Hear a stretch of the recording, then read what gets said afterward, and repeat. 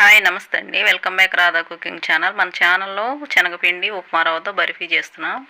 Taste అయితే చాలా బాగున్నాయి. తప్పకుండా ట్రై చేయండి. నోట్లో పెట్టుకుంటే వెన్నలా కరిగిపోతాయి, అంత టేస్ట్గా ఉన్నాయి. ఛానల్ని సబ్స్క్రైబ్ చేసుకోండి. వీడియో నచ్చితే లైక్ చేయండి.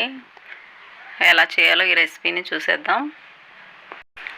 కావాల్సిన ఐటమ్స్ ఏంటి చూద్దాం. శనగపిండి కప్పున్నర తీసుకున్నా, కొంచెం ట్యాప్ చేసి తీసుకోండి. ఇవన్నీ ఒకే కప్తో తీసుకోవాలి, అప్పుడే స్వీట్ బాగా వస్తుంది. ఇవి ఉప్మా రవ్వ, బొంబాయి రవ్వ, సుజీ అని కూడా అంటారు. 3/4 కప్పు తీసుకున్నా. నెయ్యి ఒక 3/4 కప్పు. పొయ్యి ఆన్ చేసి ప్యాన్ పెట్టి ఇందులో 1/2 కప్పు వేసుకోవాలి నెయ్యి, శనగపిండి ఫ్రై చేసుకోవడానికి. కొంచెం వేడైన తర్వాత శనగపిండి వేసుకోవాలి. కప్పున్నర. సిమ్లో పెట్టుకోవాలి.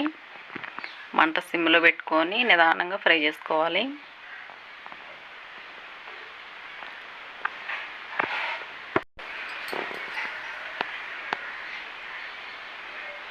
ఇది ఈ విధంగా ఫ్రై అవ్వాలి, మాడిపోకుండా.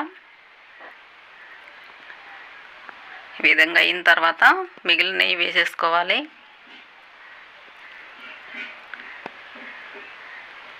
ఇందులో ఉప్మా రవ్వ వేసుకోవాలి. ఇది కూడా బాగా ఫ్రై అవ్వాలి, అప్పుడే స్వీట్ బాగా వస్తుంది.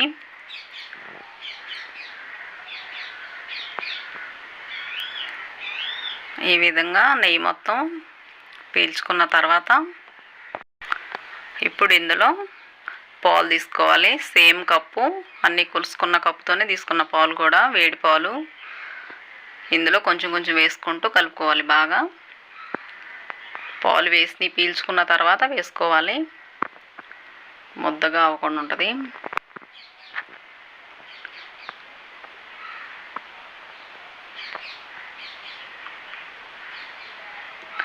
ఈ విధంగా అన్నీ వేసేసుకొని బాగా కలుపుకోవాలి. ఈ విధంగా అయిన తర్వాత ఇది పక్కన పెట్టేసుకోవాలి. ఇప్పుడు పొయ్యి మీద ప్యాన్ పెట్టుకొని పాకం పట్టుకోవాలి. దీనికి కప్పున్నర పంచదార కావాలి. కప్పున్నర పంచదార వేసుకొని కరెక్ట్గా సరిపోద్ది స్వీటు. దీనికి 3/4 కప్పు వాటర్ వేసుకోవాలి. కొంచెం వెల్తిగా వేసాను గిన్నెకి, తీగ పాకమే కాబట్టి సరిపోతాయి వాటరు. బాగా కలుపుకొని పంచదార కరిగి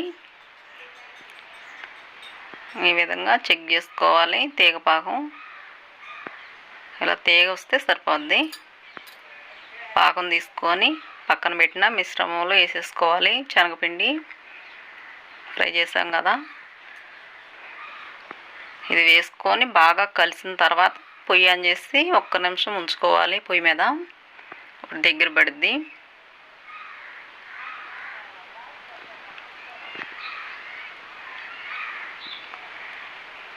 ఒకసారి కలుపుకుంటే సరిపోద్ది, ఎక్కువసేపు ఉంచని అవసరం లేదు.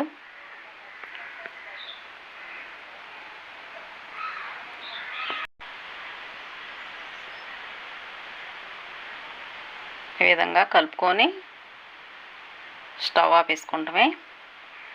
సరిపోద్ది, ఉంచని అవసరం లేదు. ప్లేట్కి నెయ్యి రాసుకొని పక్కన పెట్టుకోవాలి. అందులో వేసుకోవాలి మిశ్రమము. వేసుకొని ఒక స్పూన్ తీసుకొని మొత్తం సెట్ చేసుకోవాలి, పీసులుగా కట్ చేసుకుంటానికి.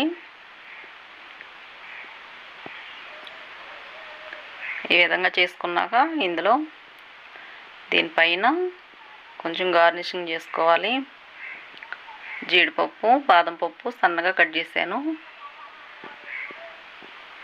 ఇది వేసుకొని ఒక 1 అవర్ పక్కన పెట్టేసుకోవాలి. పక్కన పెట్టుకున్నాక పీసులు కట్ చేసుకుంటే బాగా వస్తాయి. మనకి ఏ సైజులో కావాలంటే ఆ సైజులో కట్ చేసుకుంటామే.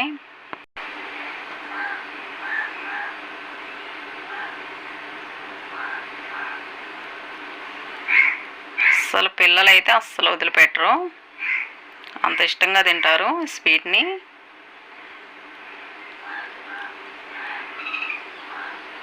మీరు తప్పకుండా ట్రై చేసి చూడండి.